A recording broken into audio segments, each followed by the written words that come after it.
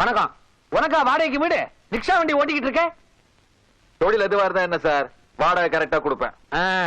இந்த ரோஷம் ஒவ்வொரு மாசம் 1ஆம் தேதி இருக்கணும். இத பாருப்பா, என் பேரு சச்சிதானந்தம். எனக்கு இருக்கிறது ஒரே ஒரு வீடு, ஒரே ஒரு பொண்ணு. வாடகைக்கு விட போறது ஒரே ஒரு போர்ஷன். ஆனா ஒரே ஒரு ஆளு குடுத்தனம் வரப்படாது. குடும்பம் இருக்கணும். சம்சாரம் இருக்குதா? வண்டி இருக்கு சார்.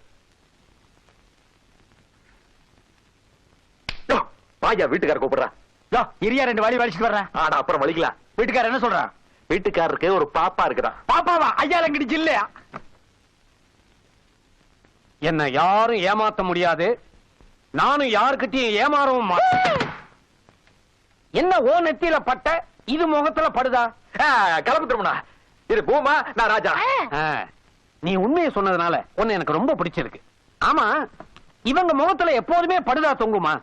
முகத்தை பார்த்தா எல்லாரும் பயந்துருவாங்க, அசத்துருவாங்க. அவ்வளவு அழகு. என் பொண்ணு கூட ரொம்ப அழகா இருப்பா. ஏன் அம்மா ஊதுறாங்க? அது அவளுக்கு கூட பிறந்த தங்கச்சி இல்லையா, அதனால இப்படி யாராச்சும் பார்த்தா ஒரு பாசம். அப்படியா? என் பொண்ணு கூட அக்கா இல்லையேன்னு ஒரு அங்கலாய்ப்பு. நானே என் பொண்ணு அனுப்பி வைக்கிறேன். நல்லா சரளமா நெருக்கமா பழகட்டும்.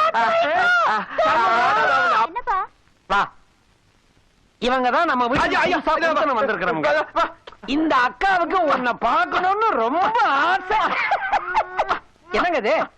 அது புது கல்யாணம் பாருங்க. எனக்கு பொண்டாட்டினா ஒரு பெரிய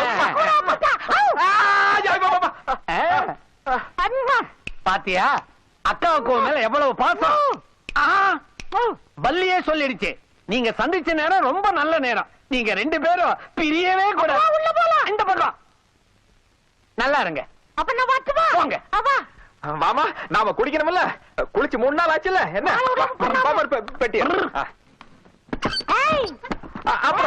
அப்புறமா குளிச்சுட்டு அக்கா பாருங்க. குளிச்சுட்டு புதுசா கல்யாணம் ஆனவங்க உன் கச்சேரியை நாளைக்கு வச்சுக்க.